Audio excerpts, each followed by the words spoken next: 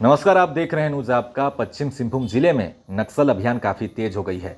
कल सोनवा थाना क्षेत्र अंतर्गत नक्सलियों के साथ सुरक्षा बलों की एक मुठभेड़ हुई, जिसमें 2 माओवादी मारे गए। आज इस वीडियो में उस मुठभेड़ से जुड़ी कई चौंकाने वाला खुलासा करने वाला हूं, इसलिए वीडियो के अंत तक आप जुड़े रहें। पश्चिम सिंहभूम जिले में बीते 1 साल में कई मुठभेड़ सुरक्षा बलों और माओवादियों के बीच देखने को मिली, जिसमें माओवाद संगठन को काफी ज्यादा नुकसान हुआ है।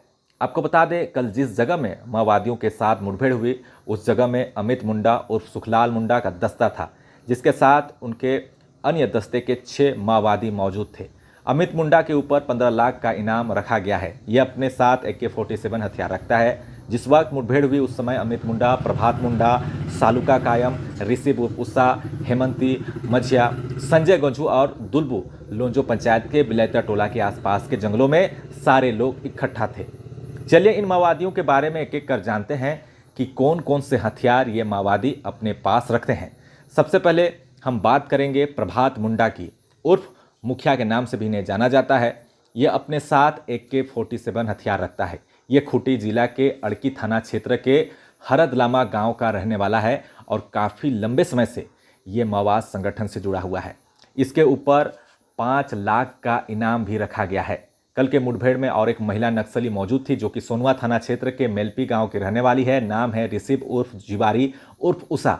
ये भी अपने साथ AK-47 हथियार रखती है, जो कि कल के मुठभेड़ में अपनी जान बचाकर वहां से भाग निकली। संजय गंझू की अगर बात करें और हेमंती मझिया की, तो दोनों की मौत मुठभेड़ के दरमियान हो गई और दोनों के पास से इंसास राइफल को पुलिस ने बरामद कर लिया।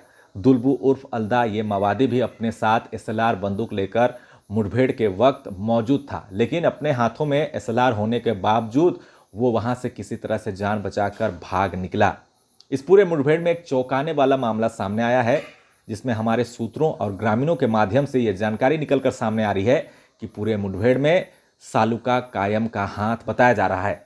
सालुका कायम उर्फ भुवनेश्वर उर्फ जयराम, ये सोनवा थाना क्षेत्र के कुदाबुरु गांव का रहने वाला है, जिसके बारे में ग्रामीणों के माध्यम से बताया जा रहा है कि 15 दिन पहले उसे कुदाबुरु जंगल में पुलिस ने पकड़ लिया था। कुछ देर में उसे छोड़ दिया गया था। ऐसे में सवाल यह है कि क्या सालुका कायम पुलिस से मिला हुआ था? क्या इस मुठभेड़ के पीछे सालुका का ही हाथ है? यह भी एक बड़ा सवाल है। इस मुठभेड़ में उसके पास कोई भी हथियार नहीं था, ऐसा चौंकाने वाला खुलासा भी हुआ है।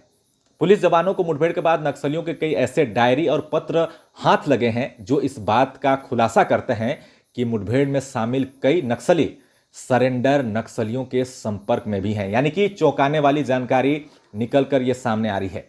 आपको मैंने कल ही बताया था कि 15 पेन ड्राइव भी घटनास्थल से बरामद किए गए हैं, जिसमें कई चौंकाने वाली जानकारी माओवादियों की पुलिस के पास अब हाथ लगी है, पहुंच चुकी है।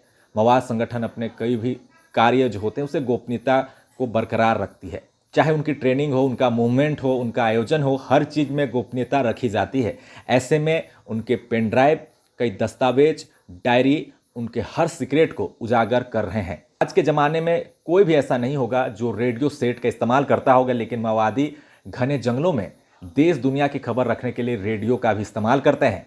आज सबके पास मल्टीमीडिया डिजिटल मोबाइल फ़ोन होते हैं, मगर माओवादी काफ़ी कम ही मोबाइल फ़ोन का इस्तेमाल करते हैं। कुछ ही बड़े माओवादी लीडर हैं जिनके पास मोबाइल फ़ोन होते हैं। बदलते ज़माने के साथ माओवादी अपनी सारी इन्फॉर्मेशन पेन ड्राइव में स्टोर करते हैं। उनके जरिए वे अपनी इन्फॉर्मेशन को एक जगह से दूसरे जगह अन्य दस्ते के पास भी जानकारी, सूचना, हर चीज़ का आदान प्रदान करते हैं। पेन ड्राइव या तो लैपटॉप से कनेक्ट हो सकता है या फिर OTG के जरिए मोबाइल फ़ोन से।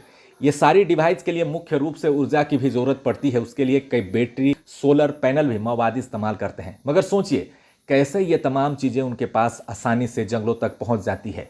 यानी कि उनके लिए कोई सदस्य कई लिंक के जरिए काम करके उन तक छोटी मोटी हर ज़रूरत की चीज़ें जंगलों तक पहुंचा देते हैं।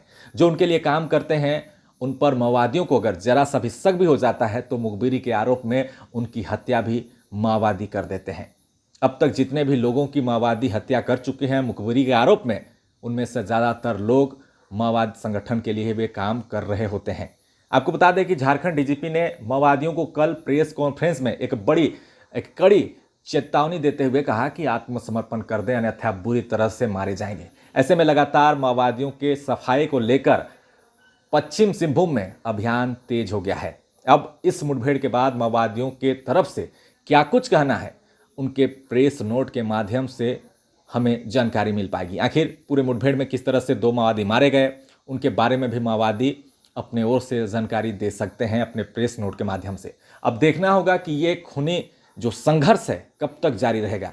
क्या होगा बड़े इनामी माओवादियों का, क्या वे हथियार डाल देंगे या फिर इसी तरह किसी मुठभेड़ में मारे जाएंगे। नेक्स्ट अपडेट के लिए जुड़े रहें हमारे साथ, देखते रहें न्यूज़ आपका। धन्यवाद।